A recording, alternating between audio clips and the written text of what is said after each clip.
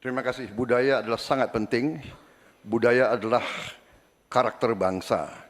Tanpa kita membanggakan, menghormati, melestarikan budaya kita sendiri, kita hilang jati diri kita sebagai bangsa.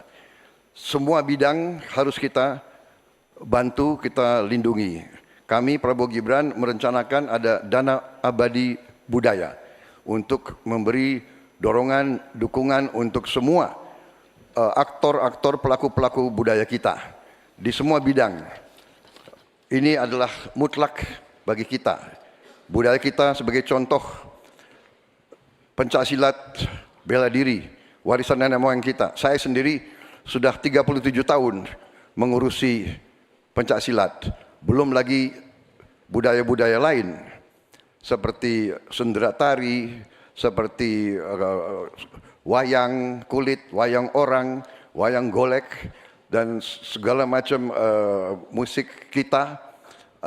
Ini selalu harus pemerintah, saya agak berbeda, saya tidak ikut faham-faham neolib, bahwa pemerintah bukan hanya regulator, pemerintah di depan, pelopor, intervensi bila perlu, bekerja untuk rakyat, membantu. Dan bidang budaya, pemerintah juga harus di depan, menjaga, melestarikan semua budaya kita di semua bidang. Terima kasih, selesai. Masih ada waktunya? Masih ada waktu Pak Prabowo? Cukup? Baik. Cukup. Silakan, saya persilakan untuk Capres nomor urut 3 Pak Ganjar Pranowo menanggapi jawaban dari Pak Prabowo. Waktunya 1 menit, dimulai dari Anda berbicara, silakan. Kalau benturannya antara budaya dan birokrasi, maka sikap birokrat. Birokrat itu cukup fasilitasi saja, dan para pelaku seni budayawan dialah yang mengerjakan.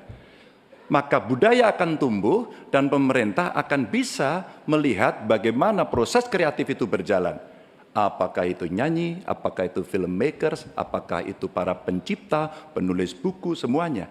Sehingga terhadap mereka perlu dilindungi. Tapi berikan itu kepada mereka agar mereka bisa mengurus sendiri.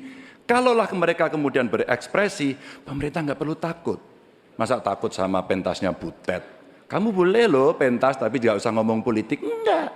Pemerintah mesti dikritik, pemerintah mesti waras, pemerintah mesti dalam track. Dan biarkan mereka mengekspresikan dengan seninya, dengan karakternya, dengan budayanya. Dan kita cukup fasilitasi mereka yang akan mengerjakan. Begitu, birokrasi tinggal duduk untuk melihat hasilnya. Ya, selanjutnya kami berikan kesempatan untuk Capres nomor urut 1, Pak Anies, menanggapi jawaban Pak Prabowo. 1 menit, waktunya dimulai dari Anda berbicara. Kekayaan Indonesia adalah justru pada kebudayaannya. Dan kebudayaan itu bukan satu sektor pembangunan, tapi justru seluruh kegiatan pembangunan ini tujuannya adalah membangun kebudayaan. Jadi tujuan dari seluruh sektor pembangunan membangun kebudayaan. Karena itu yang harus dikerjakan pemerintah adalah menciptakan ekosistem yang sehat sehingga para budayawan bisa memunculkan ekspresinya. Dan budaya itu bukan hanya dirawat. Kalau dirawat seakan-akan dia warisan masa lalu saja. Budaya itu harus dikembangkan sehingga terus-menerus berkembang. Karena itu kami melihat perlu dibentuk dan kami berencana Kementerian Kebudayaan yang nantinya akan menjadi penyalur sumber daya dari negara untuk diberikan kepada kalangan budayawan agar mereka tumbuh berkembang membangun karya-karya kebudayaan yang luar biasa di Indonesia. Terima kasih. Ya. Kini giliran Pak Prabowo Subianto untuk merespon tanggapan ini. Waktunya 1 menit, silakan Pak Prabowo. Saya kira kedua respons itu masuk akal, saya bisa menerima dua respons itu. Memang banyak benarnya, ya kita harus benar-benar memberi ruang untuk inisiatif, untuk inovasi, kreativitas. Tapi jelas pemerintah harus tidak ragu-ragu dan pemerintah harus berani untuk juga turun tangan, menjaga situs-situs, membantu museum-museum, membantu istana-istana sultan-sultan kita yang banyak sudah mau roboh.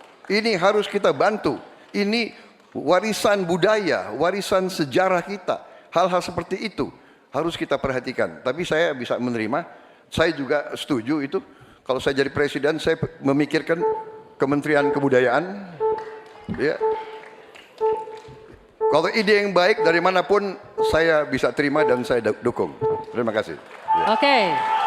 Sekarang kami berikan kesempatan untuk memberikan aplaus bagi masing-masing capresnya. Dan kami masih akan melanjutkan mempertajam visi, misi, dan program kerja calon presiden. Usai jeda di segmen selanjutnya, tetaplah di debat kelima calon presiden pemilu tahun 2024.